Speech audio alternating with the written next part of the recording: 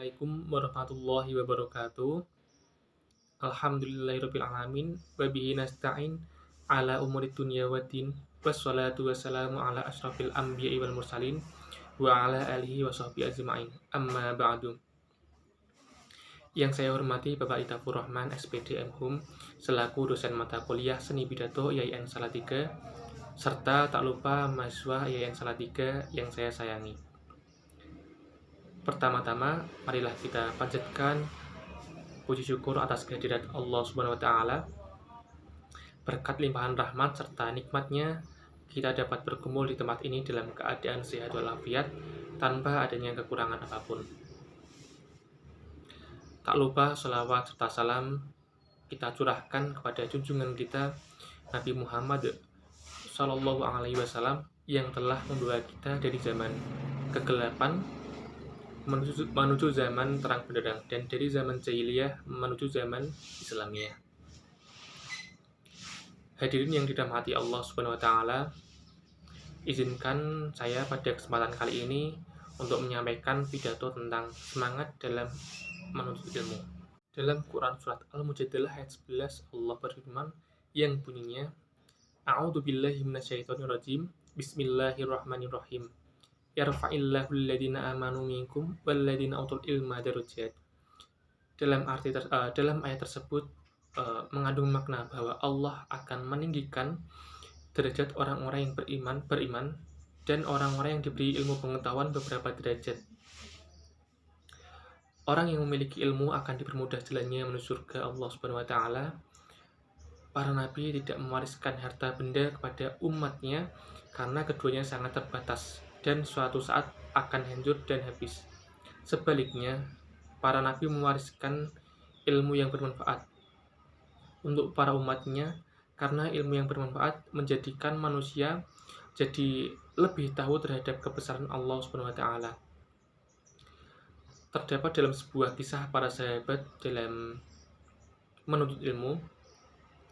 Salah satunya yaitu Ibnu Abbas yang merupakan tokoh keponakan dari Rasulullah Shallallahu Alaihi Wasallam.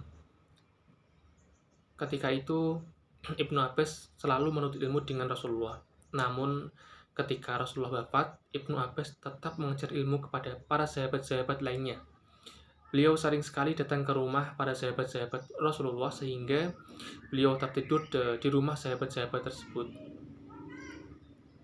Dalam kisah tersebut dapat dilihat bahwa kesungguhan Ibnu Abbas yang sedang menuntut ilmu, sehingga beliaulah yang mendatangi ilmu tersebut, bukan sebaliknya ilmu yang datang pada beliau.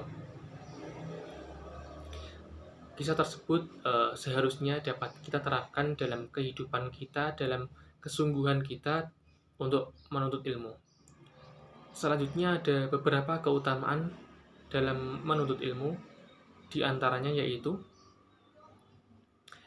yang pertama, orang-orang yang takut terhadap Allah Subhanahu wa taala hanyalah orang-orang yang berilmu.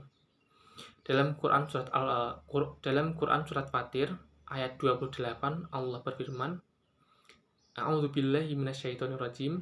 Bismillahirrahmanirrahim. Innama yakhshallahu min ibadihil ulama, yang artinya di antara hamba-hamba Allah yang takut kepadanya hanyalah orang-orang yang berilmu. Yang kedua, orang yang sedang menuntut ilmu adalah orang yang sedang menuju ke jalan surga, serta didoakan oleh penduduk bumi dan langit. Yang ketiga, orang yang berilmu akan terus hidup setelah matinya.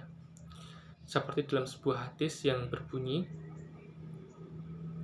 Idza matal insanu qata'a amaluhu illa min thalathi. Shadaqatin jariyah au ilmi yang yuntafa'u bi au walidi sholihin yad'ulah.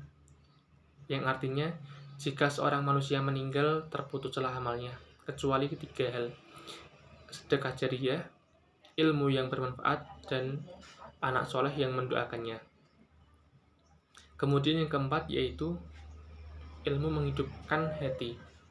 Al-Hafiz Ibnu Hajar Al-Asqalani berkata, yang artinya sebagaimana hujan dapat menghidupkan negeri yang mati, maka demikian juga ilmu-ilmu agama dapat menghidupkan hati yang mati. Hadirin yang dirahmati Allah Subhanahu wa taala, dari beberapa pemaparan tersebut, saya mengajak saya sendiri khususnya dan juga teman-teman yang ada di sini untuk semangat dalam menuntut ilmu.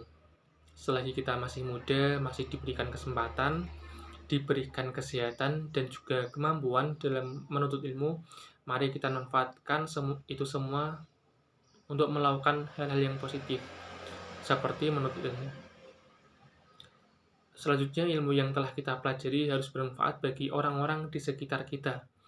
Dengan mengamalkan dan mengajarkan kepada orang lain, ilmu yang kita peroleh tidak akan berkurang, melainkan kita akan menambah ilmu-ilmu baru yang sebelumnya kita belum dapatkan dari manapun.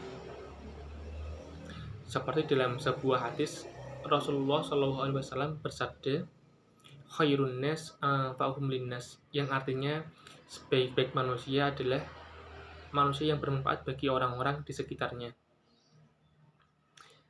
Semoga dengan menjadi orang yang berilmu, Allah permudah jalan kita menuju surga, menjadi pribadi yang lebih baik lagi, dan dapat bermanfaat bagi orang-orang di sekitar kita. Hadirin yang dirahmati Allah, demikianlah pidato singkat yang dapat saya sampaikan. Kesempurnaan hanya milik Allah, kurang dan lebihnya saya mohon maaf. Terima kasih. Wabillahi taufiq wal hidayah. Wassalamualaikum warahmatullahi wabarakatuh.